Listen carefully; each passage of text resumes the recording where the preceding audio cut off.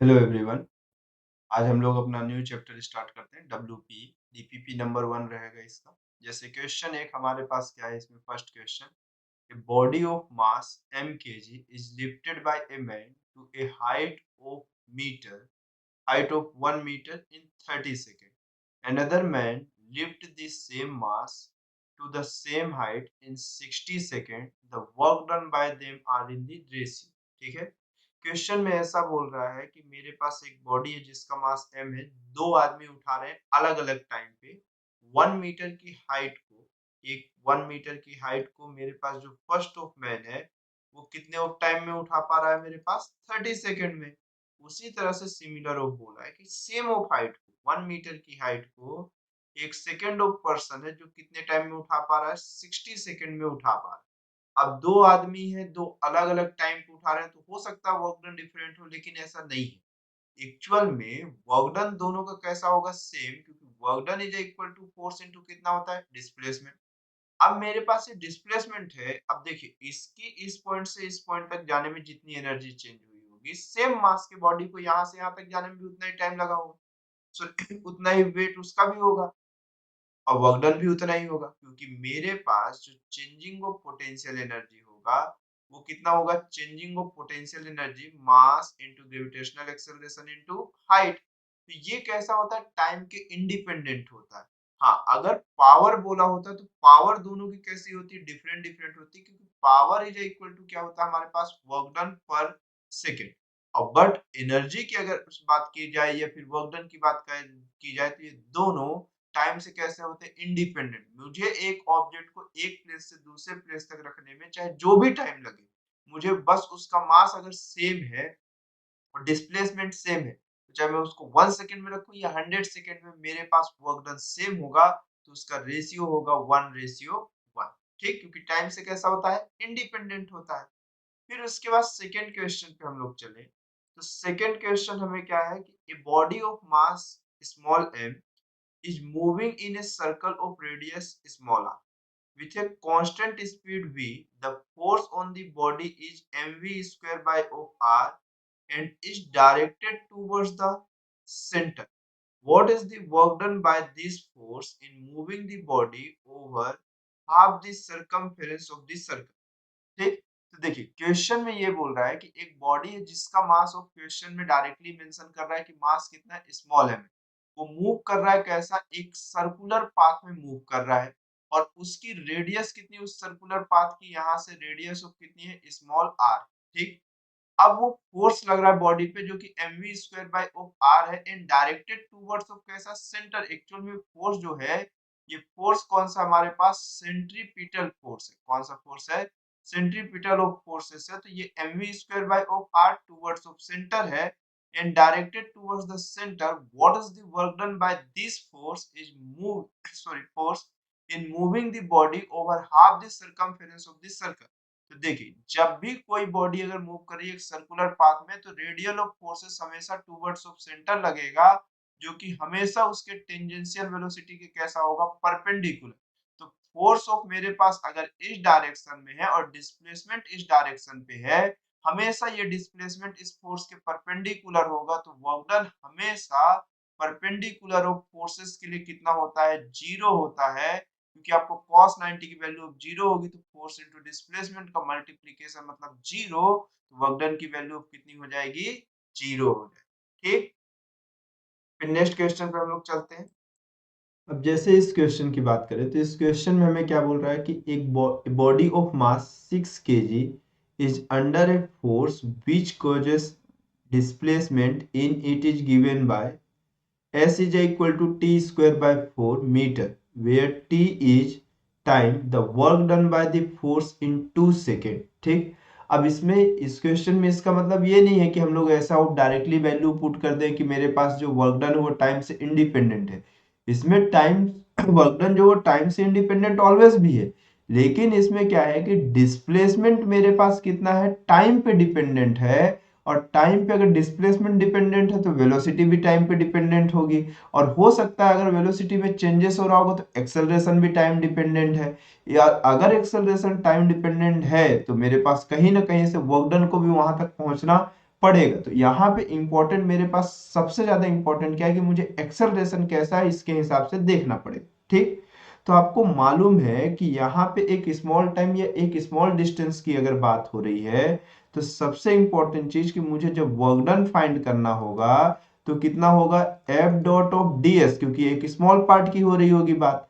ठीक, अब बॉडी का मास तो है, अगर मैं यहां पर से देखूं तो मेरे पास बॉडी का मास 6 kg है, तो जिसकी वैल्यू तो मेरे पास है, but acceleration dot of DS, acceleration भी टाइम डिपेंडेंट है और डीएस भी कैसा है मेरे पास, टाइम डिपेंडेंट है। तो सबसे इंपॉर्टेंट चीज मुझे सबसे ज्यादा कि पहले ए और डीएस की वैल्यू को होगी किस तरह से, ये चीज तो देखना पड़ेगा ना कि मेरे पास यहाँ से मास इनटू एक्सेलरेशन और डिस्प्लेसमेंट कैसा है। तो अगर मैं यहाँ पर से डिस्प्लेसमेंट की वैल्यू को देखूं तो ये वैल्यू मेरे पास कितना है, टी स्क्वायर बाय 4। अगर मैं वन टाइम ऑफ इसको डिफ्रेंशिएट किया, ठीक, तो मेरे पास टाइम के रिस्पेक्ट में मैं इसे डिफरेंशिएट कर रहा हूं, तो ये ds बाई ऑफ कौन सा हो गया, dt, जिसमें से इसकी वैल्यू हो गई 2t बाय ऑफ 4, और ये कैंसिल आउट होके 2 हो गया, मतलब t बाई ऑफ कितना हो गया, ये 2 हो गया। अब मुझे यहां पर एक्सेलरेशन चाहिए और एक क्या चाहिए, ds का टर्म चाहिए, और वो भी किसके फॉर्मेट में, टाइम के फॉर्मेट में, क्योंकि मुझे वर्क डन पूछा है कितने सेकंड में, 2 सेकंड में। तो ds की तो वैल्यू मुझे मिल गई कि t by two dot of कितना हो गया, dt हो गया। बट अभी भी मेरे पास एक चीज है, एक्सेलरेशन। तो अगर मैं इस इक्वेशन को वन टाइम और डिफरेंशिएट किया तो ये वेलोसिटी है, और एक्सेलरेशन आपको मालूम होता है कि D square V sorry D square S by O D T square हो जाएगा। जहां पर से अगर मैं इस फंक्शन को फिर से डिफरेंशिएट किया तो ये D by of d T का जो होल स्क्वायर हो जाएगा, सॉरी डी बाई, क्या ही मैं बोल रहा हूँ, D by of d T square जो है, ये वैल्यू ऑफ हमारे पास कितनी हो जाएगी, अगर मैं इसे फिर से डिफरेंशिएट किया तो 1/2। तो एक्सेलरेशन की वैल्यू तो आपको 1/2 मिल गई। तो अगर मैं वर्क डन की वैल्यू यहाँ पे पुट किया तो मास 6 kg और एक्सेलरेशन ऑफ 1/2। देखिए एक्सेलरेशन भी टाइम पे डिपेंड कर ही नहीं रहा, सिर्फ डिस्प्लेसमेंट ऑफ डिपेंड कर रहा है, वो भी इसकी वैल्यू ऑफ डीएस की वैल्यू जो आप देखो तो वैल्यू पुट करोगे तो ये कितनी है आपके पास, t by two dot of d t हो गया, और टाइम की वैल्यू कितना, वर्क डन बाय फोर्स कितना है, 2 सेकंड में। तो जीरो से लेके कहां तक के लिए, 2 सेकंड के लिए आप देखो तो वर्क डन की जो वैल्यू आएगी ये 2 ऑफ कैंसिल हो जाएगा, ये 3 हो जाएगा। तो मेरे पास वर्क डन की जो वैल्यू आएगी वो 3/2, और integration of T dot of कितना है, डी टी, और टी का जो इंटीग्रेशन आएगा ये हमारे पास कितना हो जाएगा, टी स्क्वायर बाई ऑफ 2, और मेरे पास ये लिमिट है 0 से लेके 2 तक के लिए। तो एक बार आप वैल्यू पुट कर दो तो 3/4 इंटू ऑफ कितना हो जाएगा, upper limit minus lower limit, तो 2 का स्क्वायर मतलब ऑफ ये और ये टर्म्स कैंसिल, तो कितना हो गया, 3 जूल हो गया। कितना हो गया मेरे पास, 3 जूल हो गया। तो ऑप्शन जो इसका करेक्ट है थर्ड का, वो कौन सा करेक्ट है, डी करेक्ट है, जिसकी वैल्यू कितना है, 3 जूल है। ठीक, नेक्स्ट ऑफ क्वेश्चन पे देखिए, देखिए जैसे नेक्स्ट क्वेश्चन पे हम चलते हैं तो नेक्स्ट क्वेश्चन पे क्या बोल रहा है हमें, एक particle move under the effect of A force F is equal to cx from x is equal to 0 to x is equal to x1, the work done in the process is, तो ये पूरी process में कितना work done होगा ये बताना है, जबकि कंडीशन में एक पार्टिकल को मूव कराना है किसी ऑफ फोर्स के इंपैक्ट में, जिस फोर्स की वैल्यू कितना है हमारे पास, c डॉट ऑफ x है, और कहां से x is equal to 0 to x is equal to 1 के लिए। तो अगर आप जानते हो तो work done is equal to integration of f dot of कितना हो जाएगा, dx, क्योंकि ये वेरिएबल ऑफ फोर्स की बात हो रही होगी और फोर्स भी कैसा, x का कंपोनेंट, तो डिस्प्लेसमेंट भी x के अलोंग देख लेते हैं।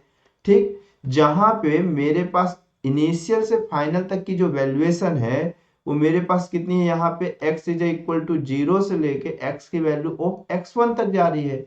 तो ये मेरे पास इंटीग्रेशन ऑफ 0, ये हुआ x1, फोर्स की वैल्यू हो गई c dot of x dot of dx, और c ऑफ कांस्टेंट है, x का इंटीग्रेशन कितना हुआ, x स्क्वायर बाई ऑफ 2, और लिमिट कहां से कहां तक, 0 से लेके x1 तक। बस आप वैल्यू पुट कर दीजिए, upper limit minus of lower limit, तो हाफ c, और ये हो गया x1 का कौन सा हो गया, स्क्वायर हो गया। ये मेरे पास वर्क डन की वैल्यू है, तो हाफ c x1 स्क्वायर। ठीक है, तो फोर्थ का जो ऑप्शन करेक्ट है वो कौन सा ऑप्शन करेक्ट है? B option correct. फिर नेक्स्ट क्वेश्चन पे चलते हैं हम लोग। अब जैसे इस क्वेश्चन की बात करते हैं तो ये क्वेश्चन में हमें क्या बोल रहा है? Cord is used to lower vertical a block of mass capital M by a distance d with a constant downward acceleration g by 4, work done by the code on the block। देखो question में ऐसा बोल रहा है कि एक code है इस तरह से, ठीक है, इसके साथ एक ब्लॉक इस तरह से लगा हुआ है, ठीक है, इस ब्लॉक का मास ऑफ स्मॉल एम है, इस तरह से क्वेश्चन मेंशन कर, ठीक है। अब अगर इस तरह से क्वेश्चन ऑफ मेंशन कर रहा है कि मेरे पास स्मॉल ऑफ एम है, तो एक चीज आप समझने की कोशिश करिए कि इस पे एक फोर्स ऑफ लग रहा होगा mg, और इस पे एक tension of forces t upside लग रहा होगा कोड पे, ठीक है। और इसका जो एक्सेलरेशन है वो एक्चुअल में किस साइड है? Down side. कैसा है मेरे पास? डाउन साइड है, और कितने से? g बाय ओ 4 से, ठीक है। तो मेरे पास अगर एक चीज ये देखा जाए तो ये टेंशन ऑफ फोर्सेस के कारण, मतलब वर्क डन बाय ऑफ क्या बोल रहा है मेरे पास? कोड बोल रहा है। तो कोड में जो टेंशन आ रहा होगा उसी के कारण तो वर्क डन हो रहा होगा। तो due two of this tension work done कितना होगा? जबकि कंडीशन में ये बॉडी डिस्प्लेस करते हुए कहां तक आ गई? डी ऑफ तक, डाउन ऑफ में आ गई, ये डी ऑफ तक, ठीक। अब अगर ये डी नीचे आ गई है, यहां तक ऑफ आ गई है, और जबकि मेरे पास फोर्स की डायरेक्शन ऑफ किस साइड है? अप साइड है। तो मेरे पास टेंशन एंटी पैरेलल है किसके साथ? डिस्प्लेसमेंट के साथ। तो सबसे पहले टेंशन की वैल्यू अगर हम लोग फाइंड करें तो समेशन ऑफ फोर्स की वैल्यू कितना लिख लेते हैं? बॉडी का मास इनटू ग्रेविटेशनल एक्सेलरेशन। तो ये कितना हो गया हमारे पास? टेंशन माइनस ऑफ mg की जो वैल्यू होगी वो किसके इक्वल हो जाएगी? mg बाय ऑफ 4 के इक्वल। जहां से हमारे पास टेंशन की जो वैल्यू होगी वो mg प्लस ऑफ कितना हो गया? mg बाय ऑफ 4, मतलब ऑफ अगर मैं देखूं तो मेरे पास ये चीज डाउन साइड ऑफ जा रही थी ना। हाँ, ठीक है। ओ सॉरी सॉरी सॉरी सॉरी, गड़बड़ हो गया ये। देखिए, अगर मैं ये देख तो ग्रेविटेशनल एक्सेलरेशन की डायरेक्शन में जो फोर्स लग रहा है वो पॉजिटिव, तो मेरे पास ये mg minus of T is equal to mg by of कितना हुआ? 4 हुआ। जहां से mg minus of mg by of 4, और ये टेंशन सेकंड साइड गया तो t हो गया, तो 4 माइनस 1 कितना हो गया? 3 mg बाय ऑफ 4। यही टेंशन की वैल्यू, ठीक है। अब ये टेंशन की वैल्यू, अब हमें ये मालूम है कि फोर्स और डिस्प्लेसमेंट दो अपोजिट डायरेक्शन में है। तो work done is equal to, आप जानते हो कि force into displacement into cos theta होता है। अगर एंटी पैरेलल है तो हमें थीटा की वैल्यू 180 डिग्री होगा। तो फोर्स की वैल्यू कितनी है हमारे पास? 3 mg बाय 4, और डिस्प्लेसमेंट क्वेश्चन में ही मेंशन है कि मेरे पास उसमें डिस्टेंस ऑफ कितना ट्रेवल हो रहा है? d हो रहा है। जहां पर से कितना हो गया? cos 180 डिग्री, और हमें ये चीज देखने को मिली कि minus 3 mg D by of कितना हो गया? 4 हो गया, ठीक है। तो ये ऑप्शन नंबर ऑफ कौन सा हो गया? इसका सी हो, ठीक है। फिर नेक्स्ट क्वेश्चन पे हम चलते हैं। नेक्स्ट क्वेश्चन हमें क्या बोल रहा है कि two spring have their force constant k1 and k2। k1 is greater than of कितना हमारे पास? k2 है। और क्या बोल रहा है? When they are stretched by the same force, अगर दोनों सेम फोर्सेस से स्ट्रेच हो रहे हैं तो किस तरह से बिहेवियर होगा? सिंपल सा हमें ऐसा बताना है। No work is done in case of both the spring, equal work is done in case of both the spring, more work is done in case of second spring, ठीक है। एक secondary of format है, लेकिन अगर हम देखें तो work done is equal to actual में हमारे पास होता कितना है? अगर हमें मालूम है तो ये फोर्स इनटू वो क्या होता है? डिस्प्लेसमेंट हो जाता है, ऐसा कुछ, ठीक है। अब अगर ये चीज है कि ये फोर्स इनटू वो डिस्प्लेसमेंट होता है, या फिर मैं सिंपल सा स्प्रिंग के वर्क डन की मैं बात कर लेता हूँ, तो वर्क डन बाय जो स्प्रिंग होता है एक्चुअल में वो हमारे पास कितना होता है? हाफ के इंटू ओ एक्स स्क्वायर। आपको मालूम है कि जो फोर्स होता है वो डायरेक्टली प्रोपोर्शनल ऑफ डिस्प्लेसमेंट होता है, जहां से हम F इज इक्वल टू के इंटू एक्स लिखते हैं। तो x की जो वैल्यू होगी वो F बाय ऑफ कितनी हो जाएगी? k हो जाएगी। तो किसी भी ऑफ स्टेट में अगर मैं देखूं तो ये k हुआ, x की वैल्यू कितना हो गया? F by of k। तो एफ स्क्वायर और ये के स्क्वायर हो गया, तो एक के वो कैंसिल आउट हो गया। कितना हो गया half F square by O कौन सा के हो। ठीक, अब देखिए फोर्स दोनों में, अब क्वेश्चन में ये बोला है कि when they have stretch bye the same force, displacement का कोई डिस्कशन नहीं है। तो अगर मेरे पास वर्क डन की बात कर रहा है, तो अगर हम ये चीज देखें तो वर्क डन इस कंडीशन में अगर फोर्स कांस्टेंट है तो इनवर्सली प्रोपोर्शनल ऑफ कैसा स्प्रिंग कांस्टेंट के।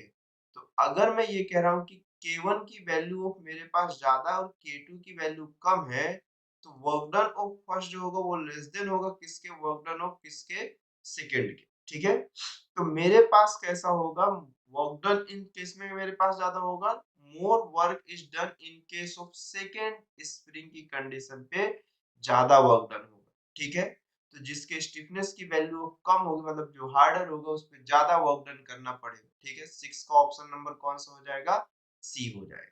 ठीक है, चल फिर नेक्स्ट क्वेश्चन पे हम चलते हैं। नेक्स्ट क्वेश्चन हमें क्या बोल रहा है, ए बॉडी ऑफ मास 3 kg, ठीक, is under a force which causes a displacement in it is given by s is equal to t the power of 3 upon 3 in m, find the work done by the force in first 2 second. ये question लगभग लगभग हम कुछ देर पहले ही करके आए थे, लेकिन फिर भी इसमें डाटा चेंज है तो मैं एक बार करके दिखा देता हूँ कि मेरे पास जो वर्क डन होगा एक्चुअल में आप यही लिखोगे F dot of d s. Mass की वैल्यू गिवन है तो हम इसको कितना लिख लेते हैं, बॉडी का मास into acceleration dot of DS. तो हमें डीएस की वैल्यू को देखना है। तो अगर मैं ये देखा तो s is equal to T the power of 3 by of कितना हो गया 3। अगर मैं इसे डिफरेंशिएट कर लिया विथ रिस्पेक्ट टू टाइम तो मुझे ये दिख गया 3 T the power of 2 upon of 3 और 3 3 कैंसिल, मतलब टी दी पावर ऑफ कितना हो गया 2 हो। मतलब displacement with respect to time की जो वैल्यू होगी वो कितनी हो गई हमारे पास टी स्क्वायर। हमें यहाँ पे ds की वैल्यू की जरूरत पड़ेगी, तो हम ds की वैल्यू अगर टाइम के फॉर्मेट में फाइंड कर लेते हैं, क्योंकि मेरे पास इस क्वेश्चन में मुझे टाइम के फॉर्मेट में वैल्यू गिवन है लिमिट की, तो मैं पूरे फॉर्मेशन को टाइम के फॉर्मेट में लेके आना चाह रहा हूँ। तो जहां से ds की जो वैल्यू होगी वो हमारे पास कितनी होगी, T square dot of dt। अब ये इक्वेशन नंबर ऑफ फर्स्ट अगर मैं कंसीडर किया हूं तो ये मेरे पास एक्चुअल में changing of position with respect to time कितना होगा, वेलोसिटी। अगर मैं इसे वन टाइम और डिफरेंशिएट कर दिया तो मैं कहां पे पहुंच जाऊंगा, एक्सेलरेशन में, जिसकी वैल्यू कितनी हो जाएगी, D square D D S square upon D T square. और मेरे पास अगर इसके डिफरेंशिएशन की बात की जाए तो ये मेरे पास कितना हो जाएगा, टू टी हो जाएगा। तो एक्सेलरेशन की जो वैल्यू हो हमारे पास कितनी हो गई, 2t हो गई। ये इक्वेशन ऑफ सेकंड कर लेते हैं। इन दोनों की वैल्यू अगर मैं यहाँ पे पुट किया तो हमें ये दिखा कि मास की वैल्यू तो 3 है, एक्सेलरेशन की वैल्यू 2t है और डिस्प्लेसमेंट की वैल्यू अब कितना हो गया हमारे पास t square dot of d t. तो नेक्स्ट स्टेप में वर्क डन की जो वैल्यू होगी 3 इंटू टू कितना हो गया 6, और टी दी पावर ऑफ 3 का हमें क्या करना है, इंटीग्रेशन करना है टाइम के रिस्पेक्ट में, जहां पे टाइम की वैल्यू कहां से कहां तक है, 0 से लेके 2 तक। ठीक, तो वर्क डन की जो वैल्यू होगी वो 6 इंटू ऑफ कितना हो गया हमारे पास 3 टी स्क्वायर 2 बाय ऑफ कितना हो गया 2 हो गया, जिसमें इसकी लिमिट है 0 से लेके कहां तक 2 तक। ठीक, अच्छा एक सेकंड, ये कैसे होगा, ये इंटीग्रेशन थोड़ी होता है हमारे पास, सॉरी। तो वर्क डन की जो वैल्यू है वो 6। अब अगर मैं इसे कहूं तो इसका integration T the power of 3 का कितना होगा, T the power of 4 upon of कितना हो गया 4, lower limit of 0 upper limit of कितना है 2। यहां से कैंसिल आउट हुआ, 3 2 जा और ये कितना हो गया 2 हो गया। तो वर्क डन की जो वैल्यू होगी वो 3/2 और 2 दी पावर ऑफ कितना हो गया 4। जहां पर से वर्क डन की जो वैल्यू हमें मिलेगी वो 3/2 इंटू 2 2 जा 4 4 2 जा 8 और 8 2 जा कितना हो गया 16 हो गया। और 16 हो गया तो ये मेरे पास यहाँ से कैंसिल आउट हुआ, तो ये 8 हुआ और वर्क डन की जो वैल्यू आ गई वो कितनी हो गई 24 जूल हो गया। मींस ऑप्शन नंबर ऑफ कौन सा करेक्ट हो गया, सेवेंथ का डी ऑप्शन करेक्ट हो गया। ठीक है, चल फिर नेक्स्ट क्वेश्चन पे हम चलते हैं। नेक्स्ट क्वेश्चन क्या बोल रहा है हमें, the adjoining diagram show the velocity versus time time plot for a particle. The work done by the force on the particle is positive. ठीक, तो इस पूरे वेलोसिटी टाइम ग्राफ में पार्टिकल के थ्रू वो वर्क डन कब होगा। एक चीज आप समझो, वर्क डन एक्चुअल में किस पे डिपेंड करता है, फोर्स और डिस्प्लेसमेंट। ठीक है, अगर मैं देखूं तो वेलोसिटी ऑफ टाइम ग्राफ मतलब अगर मैं इसकी वेलोसिटी इनटू टाइम का मल्टीप्लिकेशन किया तो ये डिस्प्लेसमेंट देगा। तो वेलोसिटी टाइम ग्राफ की अगर एरिया देखें तो डिस्प्लेसमेंट तो हमारे पास कैसा हर बार पॉजिटिव, तो डिस्प्लेसमेंट के साइड से तो हमें कोई प्रॉब्लम नहीं हुई। ठीक है, अगर डिस्प्लेसमेंट के साइड से कोई प्रॉब्लम नहीं हुई तो हमें फोर्स देखना है। बट फोर्स में बॉडी का मास तो कांस्टेंट है, बट इंपॉर्टेंट क्या है, एक्सेलरेशन। अगर आप देखिए एक्सेलरेशन से आपको पता है कि changing of velocity with respect to time को ही आप क्या कहते हैं, एक्सेलरेशन।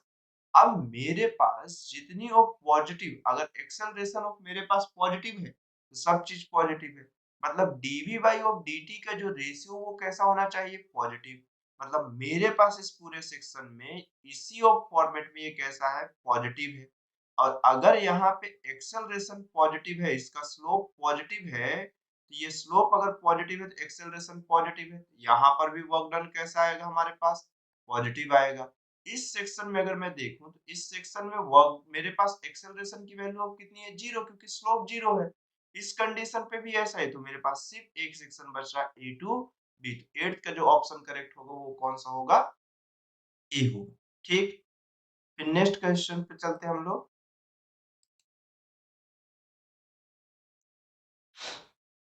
अब नेक्स्ट क्वेश्चन क्या बोल रहा है हमारे पास, the relationship between the force and position x of a body is shown in figure. The work done in displacing the body from x is equal to 1 meter to x is equal to 5 meter. ठीक है, मतलब हमें एक body को यहाँ से लेके यहाँ तक चलना है, तो टोटल वर्क डन की वैल्यू कितनी होगी ये हमें बताना है। ठीक, तो आपको मालूम है कि फोर्स डिस्प्लेसमेंट ग्राफ का एरिया ऑफ कर्व क्या होता है, एरिया ऑफ कर्व जो है मतलब एफएक्स कर्व का मतलब एफएक्स के बीच में जो कर्व है उसकी एरिया जो है वो मुझे क्या गिवन करता है, वर्क डन गिवन करेगा। तो इसमें मुझे इस सेक्शन से रेड सेक्शन के अंदर टोटल ऑफ मुझे क्या फाइंड करना है, वर्क डन फाइंड करना है। क्या फाइंड करना है, वर्क डन फाइंड करना है। ठीक है, अगर मैं ये चीज देखूं तो मेरे पास ये यहाँ से यहाँ तक है, ये ऐसे। ठीक, तो इस सेक्शन का पहले वर्क डन कितना होगा, तो मैं इस सेक्शन का देखूं तो फोर्स कितना है मेरे पास, 10 है, और डिस्प्लेसमेंट कितना है, 1 है। नेक्स्ट सेक्शन की बात की जाए तो ये मेरे पास फोर्स कितना है यहाँ पर, 5, डिस्प्लेसमेंट कितना है हमारे पास, 1 है। नेक्स्ट सेक्शन की बात की जाए, इसकी एरिया में निकाल लेता हूँ, सिर्फ इसकी एरिया, तो ये मेरे पास फोर्स की वैल्यू यहाँ पे कितनी है मेरे पास, -5 है। और डिस्प्लेसमेंट देखो आप यहाँ से काउंटिंग करो यहाँ तक कि 4 और ये 3 है, तो 4 और 3 कितना हो गया, 1। फिर नेक्स्ट स्टेप में आप देखिए 4 से 5 तक आपके पास एक्चुअल में जो मेरे पास ये ट्रायंगल है, तो इसकी एरिया कितनी होगी, हाफ बेस। 4 से 5 तक मतलब मेरे पास 1 है, और हाइट कितने न्यूटन तक है यहाँ पे, 10 न्यूटन तक है। बस आप इसका एरिया निकाल लीजिए, वर्क डन मिल जाएगा। तो ये 10 plus of 5 minus of 5 plus of ये कैंसिल आउट हो गया, ये 5 हो गया, ये 5 हो गया, तो ये और ये टर्म कैंसिल आउट हो गया, तो मेरे पास कौन सा हो गया, 15 जूल आंसर हो गया। तो नाइन्थ का जो ऑप्शन करेक्ट है वो कौन सा है मेरे पास, बी करेक्ट। ठीक है, फिर नेक्स्ट क्वेश्चन पे चलते हैं हम लोग। अब जैसे इस क्वेश्चन की हम लोग बात करें तो इस क्वेश्चन में हमें क्या बोल रहा है, the work done by the force F vector is equal to A Y square I cap plus 2x square J cap, where a is a constant and x and y are in meter around the path shown। ठीक है, ये displacement of curve दिया है x axis और y axis के along पे। तो मेरे पास जैसे इस पॉइंट को अगर मैं जीरो कंसीडर कर लूं या o कंसीडर कर लूं, इसे a कंसीडर कर लेता हूं, इसे b कंसीडर कर लेता हूं, और इसे कौन सा कंसीडर कर लेता हूं, c कंसीडर कर लेता हूं, तो वर्क डन जो होगा वो एक्चुअल में कितना होगा, work done is equal to, अब देखिए फोर्स वेरिएबल है तो जो डिस्प्लेसमेंट भी आएगा वो कैसा आएगा, वेरिएबल ही होगा। बट डिस्प्लेसमेंट फोर्स कैसा, टू कंपोनेंट में, एक्स और वाई के फॉर्मेट में। तो जो डिस्प्लेसमेंट भी हम ले लेंगे वो एक्स और वाई के कंपोनेंट के ही फॉर्मेट में लिख रहे होंगे। ठीक, तो यहाँ पे work done is equal to integration of force की वैल्यू कितना, a Y square I cap plus two x square J cap, और नेक्स्ट स्टेप में मेरे पास से कितना हो गया, d x i cap plus of D y j cap. ठीक, और मुझे यहाँ पे फोर्स की वैल्यूएशन के लिए अलग अलग फॉर्मेट गिवन है। तो जो वर्क डन की वैल्यू होगी वो वैल्यूएशन ऑफ कितनी हो गई, ए, और I cap dot I cap कितना हो जाएगा, 1। तो ये कितना हो गया, Y square dot of D X plus of, next step में कितना हो गया, two x square dot of D Y. इस तरह से होगा। अब इम्पोर्टेंट चीज ये है कि जब मैं यहाँ पर देखा तो वर्क डन 4 सेगमेंट में हो रहा है। फर्स्ट ऑफ सेगमेंट में 0 से लेके ए तक के लिए जो हो रहा है, तो मुझे यहाँ से यहाँ तक y की वैल्यू अब कैसी है, कांस्टेंट है, सिर्फ मेरे पास वेरी क्या कर रहा है, x वेरी कर रहा है, और x वेरिएशन 0 से लेके d तक चल रहा है। और सेकेंड ऑफ सेगमेंट में मुझे y कांस्टेंट हो गया, सॉरी y वेरी कर रहा है, बट x कैसा हो गया, कांस्टेंट। थर्ड सेगमेंट में मेरे पास कैसा हो गया है, X const sorry Y constant हो गया है, एक्स वेरी कर रहा है, क्योंकि आपको मालूम है कि एक्स एक्सिस के पैरेलल जाने पे सिर्फ एक्स एक्सिस के कोऑर्डिनेट ऑर्डर चेंज होते हैं। तो मैं ऑल ऑफ 4 सेगमेंट के फॉर्मेट में वर्क डन देख रहा हूँ। सबसे पहला ऑफ मैं वर्क डन देख रहा हूँ 0 से लेके ए तक, जहां पर के लिए ए हो गया, और ये कितना हो गया, वाई। वाई की वैल्यू ऑफ कांस्टेंट है, जो कि फिक्स ऑफ वैल्यू, यहाँ पर दोनों पॉइंट पे आप देखिए 0 है, तो मैं 0 डॉट ऑफ dx लिख दिया। बट x की वैल्यूएशन हो, अब मेरे पास y ऑफ कांस्टेंट है, अगर मैं इसे ऐड भी करूंगा तो वैल्यूएशन तो ऑलवेज भी 0 ही होना है।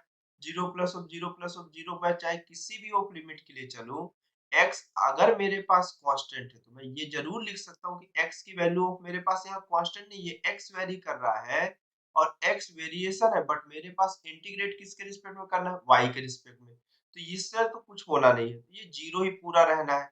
तो मुझे वर्क डन ऑफ O से A तक जो जाएगा वो कितना कहलाएगा, 0 जूल। नेक्स्ट स्टेप में वर्क डन ऑफ कहाँ से कहाँ के लिए देखना है, हमें A टू B के लिए देखना है, जहां पे ये A हो गया और y square dot of dx।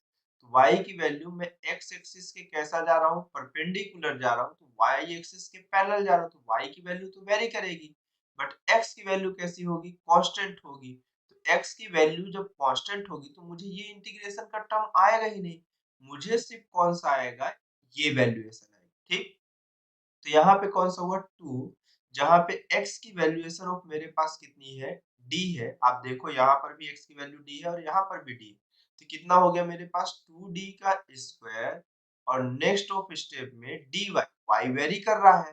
तो अब नेक्स्ट स्टेप में जब work done of a to b आप देखोगे तो आपको कितना हो जाएगा, a constant, 2 constant, d square constant, integration of dy जो है वो y की वैल्यू 0 से लेके कहाँ तक जा रही है, d तक जा रही है।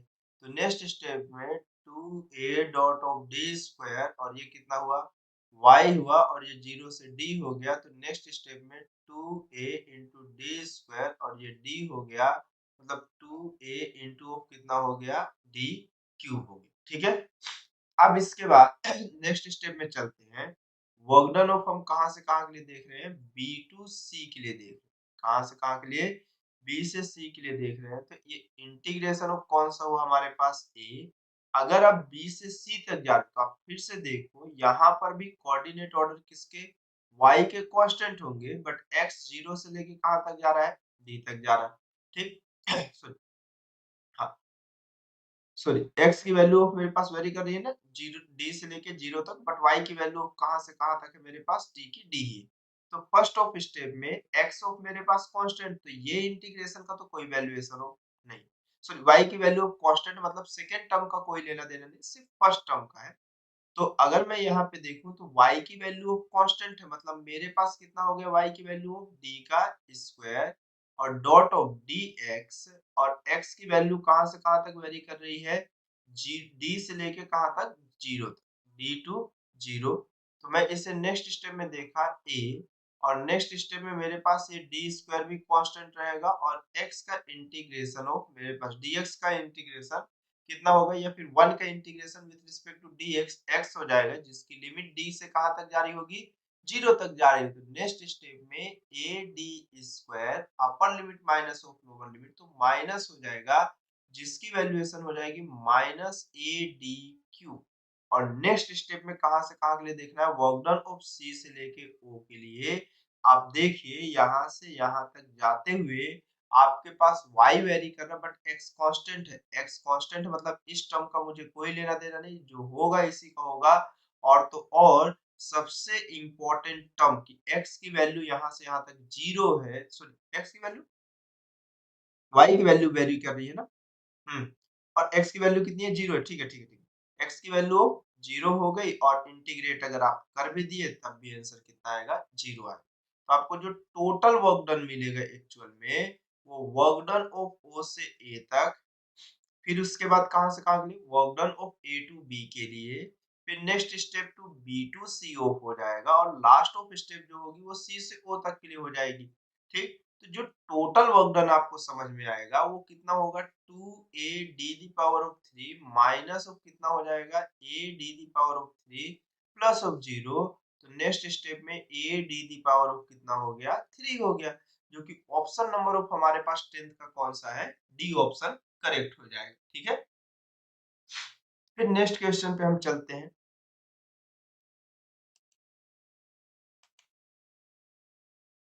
नेक्स्ट क्वेश्चन हमें क्या बोल रहा है, a force F is equal to minus k y t plus xj where k is a positive constant act on a particle moving in xy plane। कौन से प्लेन पे, xy प्लेन पे मेरे पास एक पार्टिकल मूव कर रहा है जहाँ पे k कैसा है, पॉजिटिव कांस्टेंट। ठीक है, starting from the origin the particle is taken along the positive x-axis to the point a comma 0 and then parallel to the y-axis to the point a comma a। the total work done by the force on the particle same to same पिछला question, बस चीजें थोड़ी change हो गई है। तो मैं फिर से वही स्टेप में फॉलो मतलब फॉलो करता हुआ चलता हूँ, जहां पर से माइनस ऑफ के हुआ वाई टी,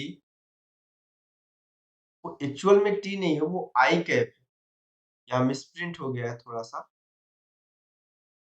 चलता है ना, इतना कोई दिक्कत नहीं, इसमें कोई प्रॉब्लम नहीं है। ये कौन सा है, i cap, y i cap plus of x j cap, और ये मेरे पास हो गया d x i cap plus of D y j cap. Next step में जो वर्क डन होगा वो माइनस ऑफ के, और ये कितना हुआ, D X Y dot of D X plus of X dot of dy, ये चीज हुआ। अब क्वेश्चन में खुद मेंशन कर रहा है कि पहले पार्टिकल ओरिजिन पॉइंट से स्टार्ट कर गया है, मेरे पास स्टार्टिंग फ्रॉम द ओरिजिन से, और सबसे फर्स्ट ऑफ एक्स एक्सिस की डायरेक्शन में गया है, 0,0 से स्टार्ट करके a कोमा ऑफ 0 पे, और फिर y एक्सिस के पैरेलल स्टार्ट किया है, तो a कोमा ऑफ a हुआ। तो अगर आप देखो तो सबसे फर्स्ट स्टेप में जब वर्क डन आप 0 से लेके a तक जा रहे होंगे, लास्ट स्टेप ऑफ b है टोटल वर्क डन काउंट करें, तो वर्क डन 0 से 1 के लिए आप देखोगे तो माइनस ऑफ, आप देखो यहाँ से यहाँ तक जाते हुए आपके पास y की वैल्यू वो कांस्टेंट है, और कितनी है, 0। अगर आप पुट करोगे तो ये टर्म तो आपके पास पहले ही गायब है, और ये टर्म में y के रिस्पेक्ट में, मतलब y के रिस्पेक्ट में आपको इंटीग्रेट करना, वो भी एक कांस्टेंट टर्म का, और x की वैल्यू वेरी कर रही है, तो आपके पास एक पूरा वेरिएशन कितना आ जाएगा, 0। तो फर्स्ट टर्म में कितना आ जाएगा, ये 0 हो जाएगा, और सेकेंड टर्म में A2 कहाँ के लिए गया, B के लिए गया, और A2 B के लिए जब मैं मूव कर रहा हूँ तो मुझे ये समझ में आएगा कि Y की वैल्यू एक्चुअल में क्या कर रही है, वेरी कर रही है, और X की वैल्यू कैसी है, कांस्टेंट है। तो अगर X की वैल्यू कांस्टेंट, तो dx तो मेरे पास यूज नहीं हो पाएगा, लेकिन सॉरी, x की वैल्यू कांस्टेंट और y की वैल्यू वेरी करे, तो अगर x की वैल्यू कांस्टेंट तो ये तो यूज नहीं होगा, बट ये यूज होगा, जहां पे x की वैल्यू कांस्टेंट है कितना, a, और y की वैल्यूएशन ऑफ कितना है, dy, जिसकी वैल्यूएशन ऑफ 0 से लेके a तक गई है, और वर्क डन ऑफ ab की जो वैल्यू है वो माइनस ऑफ k a, और इंटीग्रेशन ऑफ कौन सा हुआ, y 0 से लेके a तक, तो minus of k dot of a dot of a, मतलब माइनस ऑफ के इंटू कौन सा हुआ, ए स्क्वायर। ठीक है, तो ये चीज हुआ, तो जहां पे वर्क डन ऑफ मेरे पास अगर टोटल वर्क डन की बात की जाए, तो टोटल वर्क डन ऑफ कितना हुआ मेरे पास 0 से ए तक plus of work done of A to कहाँ के लिए बी के लिए। तो ये मेरे पास 0 प्लस ऑफ कितना हो गया माइनस के इंटू ए स्क्वायर और मेरे पास टोटल जो वर्क डन निकल के आया वो माइनस के ए स्क्वायर है जो कि ऑप्शन नंबर ऑफ कौन सा हो गया हमारा 11th का सी हो गया। ठीक है, चलिए फिर नेक्स्ट क्वेश्चन पे हम लोग चलते हैं। ये मल्टीपल करेक्ट मतलब मल्टीपल करेक्ट नहीं मतलब कॉमन डाटा क्वेश्चंस रहेंगे। देखो जैसे इस क्वेश्चन में क्या बोल रहा है कि ए ब्लॉक ऑफ मास, ठीक है, मैं इसको थोड़ा जूम कर देता हूँ ताकि आपको प्रॉब्लम ना हो इस चीज को देखने में। थोड़ा और जूम हो सकता है क्या? ठीक है, देखिए अब क्वेश्चन में क्या बोल रहा है कि a block of mass, a block of mass capital M is kept in elevator lift which start moving upward with constant acceleration of कितना है b as shown in figure. Initially elevator at rest, the block is observed by two observers A and B for time t is equal to 0 to t is equal to capital T. Observer B is at rest with respect to elevator and observer A is standing on the ground. ठीक है, इस तरह से question mention किया। ठीक है, अब question में क्या हो रहा है था observer a find that work done by gravity on the block is, मतलब work done by of gravity कितना होगा मेरे पास work done by gravity on the block. तो अब ऑब्जर्वर जो बाहर से देखेगा तो इसे ये महसूस तो होना ही है कि ग्रेविटेशनल फोर्स किस साइड लग रहा है डाउन साइड और बॉडी का डिस्प्लेसमेंट किस साइड हो रहा है अप साइड। तो अगर ग्रेविटेशनल एक्सेलरेशन और डिस्प्लेसमेंट एक दूसरे के अपोजिट है तो कंफर्म वर्क डन नेगेटिव आएगा, मतलब दो ऑप्शन तो पहले ही एलिमिनेट। ठीक है, अब देखिए यहीं पर से हम देखना स्टार्ट करते हैं। ठीक है, अब अगर टी इंटरवल के लिए अगर मैं देखूं तो वर्क डन ऑफ जो मेरे पास होगा वो कितना होगा ये चीज हमें देखना है। तो work done by of gravity कितना होगा देखिए, सबसे पहले तो मुझे डिस्प्लेसमेंट फाइंड करना है कि बॉडी, अब ये जब ऑब्जर्वर देखेगा तो बॉडी ऊपर साइड एक्सेलरेट हो रही होगी और कौन से एक्सेलरेशन से बी से। इनिशियल वेलोसिटी ऑफ कितना है 0 है और टाइम की वैल्यू ऑफ कैपिटल टी है। ठीक, और डिस्प्लेसमेंट मुझे चाहिए एक्चुअल में। ये ऑब्जर्वर जब इसे देखेगा तो ये बॉडी ऊपर ही जाते हुए दिखेगी। तो डिस्प्लेसमेंट की वैल्यू के लिए इनिशियल वेलोसिटी और विदाउट फाइनल वेलोसिटी के डिस्कशन के और टाइम के साथ जो रिलेशन दिखाता है वो एक ही इक्वेशन है और वो इक्वेशन नंबर सेकंड मोशन की ut plus O half at square, जहां पे डिस्प्लेसमेंट की जो वैल्यू होगी ये मेरे पास जीरो हो जाएगा plus of half acceleration upside of body का b और टाइम की वैल्यू कैपिटल T है तो ये होल स्क्वायर, तो s की जो वैल्यू है वो हाफ बी टी स्क्वायर हुआ। तो जो वर्क डन की वैल्यू होगी वो मेरे पास कितना होगा फोर्स इनटू ऑफ कौन सा displacement into of cos 180 degree, because this angle between gravitational force and displacement is 180 degree. तो मेरे पास यहाँ पर से फोर्स की value of m g, displacement की value half b t square और cos 180 की वैल्यू -1, तो मतलब ये minus half m g into b t का होल स्क्वायर, यही वर्क डन की वैल्यू है minus of half m g into b t का होल स्क्वायर। तो ट्वेल्थ का जो ऑप्शन करेक्ट हो वो कौन सा मेरे पास डी है। ठीक, नेक्स्ट क्वेश्चन पे हम चलते हैं। अब नेक्स्ट क्वेश्चन क्या बोलता है the observer a find the work done by normal reaction acting on the body is. तो मतलब मेरे पास क्वेश्चन ये बोल रहा है कि ये ऑब्जर्वर जो है मेरा, इसके अंदर जो ऑब्जर्वर है ये ऑब्जर्वर क्या फील करेगा ऑब्जर्वर ऑफ बी इसके नॉर्मल रिएक्शन के थ्रू कितना वर्क डन। ठीक है, तो एक चीज आप समझने की कोशिश करिए, लिफ्ट कहाँ जा रही है अप साइड जा रही है। अब देखो sorry, observer A find that work done by the normal reaction acting on the body acting on the blockage। observer A कौन सा है अंदर जो लिफ्ट की है बाहर है, मैं उल्टा तो नहीं पढ़ लिया कहीं। हाँ बाहर जो है वो है, सॉरी सॉरी। ठीक है,